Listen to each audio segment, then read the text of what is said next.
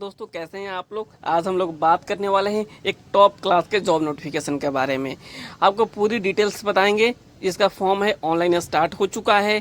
इसको भरने के लिए योग्यता क्या होनी चाहिए, यानी एजुकेशनल क्वालिफिकेशंस क्या होनी चाहिए, सिलेक्शन प्रोसेस क्या होता है, ऑल इंडिया लेवल पे भर्ती आई हुई है। तो पूरी डिटेल्स आपको आज इस हम वीडियो में बताने वाले हैं, तो आप हमारे साथ बने रहिए। अगर अभी तक आप हमारे चैनल को सब्सक्राइब नहीं किए हैं तो प्लीज़ कर लीजिए, अगर आप सरकारी नौकरी की तैयारी करते हैं तो आइए हम वीडियो को स्टार्ट करते हैं। वीडियो को स्टार्ट करेंगे, पूरा A to Z आपको इस वीडियो में जानकारी मिलने वाली है। तो ये जो फॉर्म निकला हुआ है, फॉर्म एक सेंट्रल लेवल का जॉब है। ये स्कूल में जॉब फॉर्म निकला हुआ है, जो EMRS होता है, एकलव्य मॉडल रेसिडेंशियल स्कूल, जिसका कुल सीट है जो 4062 सीटें हैं टोटल, यानी काफ़ी अच्छी भर्ती है। इसमें जो प्रिंसिपल के लिए 330 पोस्ट है, PGT के लिए 2266 है, अकाउंटेंट के लिए 361 है, ये जो JSA के लिए 759 है, लैब अटेंडेंट के लिए 373 है, यानी टोटल जो सीट है 4062 सीट हैं। काफ़ी अच्छी भर्ती है। अब हम एक एक करके पूरा डिटेल्स देखेंगे कि लैब अटेंडेंट के लिए क्वालिफिकेशंस क्या होनी चाहिए, ये जूनियर सेक्रेटरी असिस्टेंट के लिए क्या होना चाहिए, अकाउंटेंट के लिए क्या होना चाहिए, PGT और प्रिंसिपल के लिए भी क्या क्या होनी चाहिए। तो आइए हम वीडियो को आगे बढ़ते हैं। इसमें जूनियर सेक्रेटरियल असिस्टेंट जिसे JSA कहा जाता है, 759 सीटें हैं। इसमें अगर आप 12th पास आउट हैं तो आपको फॉर्म अप्लाई कर सकते हैं, यानी अगर आप 12वीं पास हैं तो JSA पोस्ट के लिए अप्लाई कर सकते हैं। इसमें आपको एग्ज़ाम पास करने के बाद एक टाइपिंग टेस्ट होगा। और अकाउंटेंट के लिए बता दें कि 361 सीटें हैं, और इसमें आपको क्वालिफिकेशन से ग्रेजुएशन इन कॉमर्स, यानी अगर आपने कॉमर्स से ग्रेजुएशन किया है तो आप फॉर्म को अप्लाई कर सकते हैं। यानी आपने देख लिया, एक है JSA जिसमें 759 सीट हैं, अगर आप 12th पास हैं तो फॉर्म को अप्लाई कर सकते हैं। अगर अकाउंटेंट हैं, अकाउंटेंट के लिए फॉर्म अप्लाई करना चाहते हैं जिसमें 361 सीट है, अगर आपने ग्रेजुएशन किए हुए हैं कॉमर्स से तो फॉर्म को अप्लाई कर सकते हैं। यानी और फॉर्म अप्लाई स्टार्ट हो चुका है, बस कुछ ही दिन बाकी हैं इसमें। तो आपको हम उस डेट को भी बता देंगे कि आखिरी डेट क्या है। आप हमारे साथ इस वीडियो में बने रहिए। तो आपने अगर देख लिया, अगर 12th पास है तो JSA का कर दीजिए, और आपने ग्रेजुएशन किया है कॉमर्स से तो अकाउंटेंट में कर दीजिए। अगला हम देख लेते हैं जो लैब अटेंडेंट के लिए है, क्वालिफिकेशन जो है 10th प्लस लेबोरेटरी डिप्लोमा, यानी अगर आप 10th पास आउट हैं, अगर आपने लेबोरेटरी से डिप्लोमा कर रखा है तो फॉर्म को अप्लाई कर सकते हैं। अगर आपके पास लेबोरेटरी डिप्लोमा का सर्टिफिकेट नहीं है, अगर आपने 12th साइंस से किया है तो बहुत ही अच्छी खबर है आपके लिए, आप फॉर्म को अप्लाई कर सकते हैं, यानी लैब अटेंडेंट भी आप बन सकते हैं 12th पास आउट हैं तो यानी अगर 10th हैं तो लेबोरेटरी के साथ लेबोरेटरी में डिप्लोमा कर रखा है और 10th है तो फॉर्म को अप्लाई कर सकते हैं। अगर आपने 12th साइंस से भी कर रखा है तो फॉर्म को अप्लाई कर सकते हैं, यानी दोनों में से कोई एक होना चाहिए। जो एज है जो तीनों पोस्ट के लिए जो मैंने अभी बताया था 30 साल होना चाहिए मैक्सिमम। और अगर आप 30 साल हैं, अगर आप OBC से आते हैं, SC से आते हैं, ST से आते हैं तो 3 साल, और SC ST को 5 साल की छूट मिलेगी as per central government rule. यानी ये जो है लैब अटेंडेंट और साथ ही साथ जो अकाउंटेंट और JSA के लिए था मैक्सिमम 30 साल है। OBC SC ST से आते हैं तो एज पर सेंट्रल गवर्नमेंट के हिसाब से आपको छूट मिलेगी। तो एक तरीके से हम कह सकते हैं अच्छी भर्ती है, आपको आप फॉर्म को अप्लाई कर सकते हैं। आगे हम देख लेते हैं प्रिंसिपल के लिए जो था B.Ed प्लस मास्टर डिग्री और 12 साल का एक्सपीरियंस होना चाहिए। एज लिमिट इसमें 55 साल है। तो अगर आप इसके लिए एलिजिबल हैं तो प्रिंसिपल पोस्ट के लिए फॉर्म को अप्लाई कर सकते हैं। ये भी एक तरीके से अच्छा पोस्ट है। PGT के लिए कहा गया है कि B.Ed प्लस मास्टर डिग्री है, एज आपको 40 साल होना चाहिए, तो आप फॉर्म को PGT के लिए अप्लाई कर सकते हैं।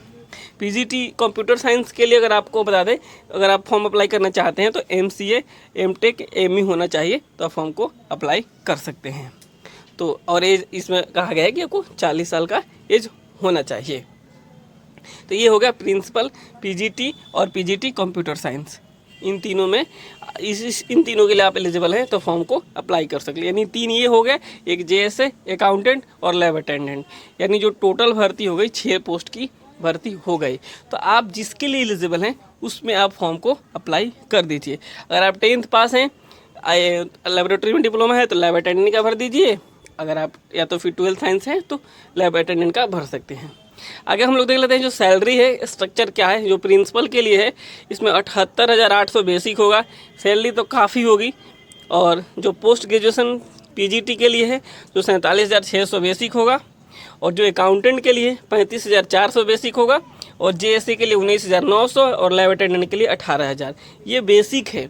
बेसिक के ऊपर मिलता है एचआरए डीए, यानी एचआरए मतलब होता है हाउस रेंट अलाउंसेंस। जैसे अगर दिल्ली में है तो 27% है, अगर छोटे शहरों में है तो थोड़ा कम है। महंगाई भत्ता सब जगह सेम है। तो सैलरी जो है ना, एक लैब अटेंडेंट यानी जो 10th पास है उनकी सैलरी आपको यहाँ पर बनेगी 30 से 35,000 के बीच में, 35,000 के आसपास। जेएससी की जो सैलरी बनेगी ये लगभग बनेगी वही। अकाउंटेंट की जो सैलरी बनेगी वो 55 से 60,000 बनेगी, और वैसे ही पीजीटी वालों को 70 से 80,000, और प्रिंसिपल की तो 1 से ऊपर बन जाएगी, 1 लाख से ऊपर। तो ये हो गया सैलरी स्ट्रक्चर। सैलरी भी काफ़ी अच्छा है। आगे हम लोग देख लेते हैं कि जो लैब अटेंडेंट हैं इनके लिए जो पेपर होगा, किस तरीके से एग्ज़ाम होने वाला है। तो एग्ज़ाम जो होगा लैब अटेंडेंट के लिए 120 क्वेश्चन होंगे टोटल। यानी पार्ट 1 में जो है रीजनिंग से 15 सवाल होंगे 15 मार्क्स के, पार्ट 2 में जनरल अवेयरनेस, और उसके बाद से होंगे लैंग्वेज कॉम्पिटेंसी टेस्ट यानी जो इंग्लिश एंड हिंदी में, और साथ ही साथ सब्जेक्ट स्पेसिफिक नॉलेज के लिए में 60 होंगे। यानी जो लैब अटेंडेंट से रिलेटेड जो क्वेश्चंस होंगे उनसे सवाल पूछे जाएंगे। अगर आप साइंस से हैं तो साइंस वाला सवाल और लैब अटेंडेंट का सेम होगा, यानी 120 क्वेश्चंस होंगे और 120 नंबर का होगा। आगे हम लोग देख लेते हैं जो जेएसए हैं उनके लिए कैसे होगा। उनके लिए 130 क्वेश्चन होगा और 130 मार्क्स का होगा। ये हो गया फॉर्म। इसमें रीजनिंग एबिलिटी से 20, क्वांटिटेटिव एप्टीट्यूड से 20, जनरल अवेयरनेस से 30, और उसके बाद लैंग्वेज कॉम्पिटेंसी टेस्ट से 30, और basic knowledge of computer operation से 30। यानी 130 सवाल टोटल पूछे जाएंगे 130 नंबर के, और जो समय मिलेगा 2.5 घंटे का समय मिलेगा आपको। तो आप इस तरीके से फॉर्म को अप्लाई कर सकते हैं, और उसके बाद अगर आप एग्ज़ाम पास कर जाएंगे तो आपको टाइपिंग भी आपका होगा इसमें जेएसए में। आगे हम लोग देख लेते हैं जो अगला पोस्ट था अकाउंटेंट के लिए। अकाउंटेंट में भी कहा गया है ना कि टोटल जो नंबर ऑफ़ क्वेश्चंस होंगे 130 होंगे, 130 मार्क्स के। इसमें वैसे ही रीजनिंग में 20 क्वेश्चंस होंगे, मैथ से 30 होंगे, लैंग्वेज से 20 होंगे, और बेसिक नॉलेज ऑफ कंप्यूटर से 20 होंगे, और जो सब्जेक्ट नॉलेज है अकाउंटेंसी से 40 सवाल होंगे। यानी 130 सवाल होंगे 130 मार्क्स के। इसमें आपको 2.5 घंटे का समय मिलने वाला है। तो एक तरीके से हमने देख लिया कि लैब अटेंडेंट, अकाउंटेंट और जेएसए, इन तीनों का जो सिलेबस है, इस तरीके से सिलेबस है। काफ़ी आसान सिलेबस है और एक ही पेपर होने वाला है। अगला हम पोस्ट है जो उसके बारे में देख लेते हैं। जो प्रिंसिपल है, प्रिंसिपल के लिए जो है 150 क्वेश्चंस होंगे, 150 मार्क्स के होंगे, 3 घंटे का समय मिलेगा। इसमें भी वही सिलेबस है।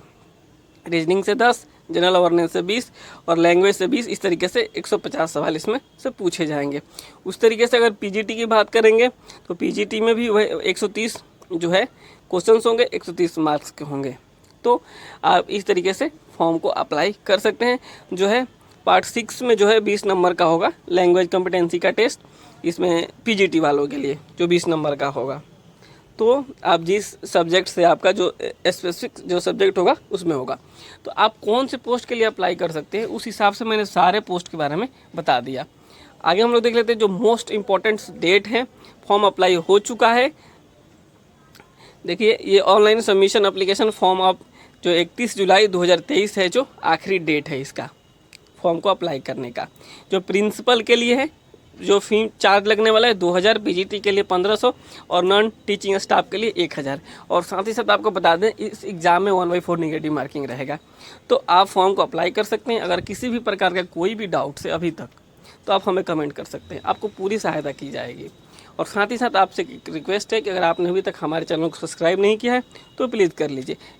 यहाँ पे आपको सरकारी नौकरी से संबंधित सभी जानकारी उपलब्ध कराई जाती है। मिलते हैं आपसे अगले वीडियो में, तब तक के लिए नमस्कार, धन्यवाद।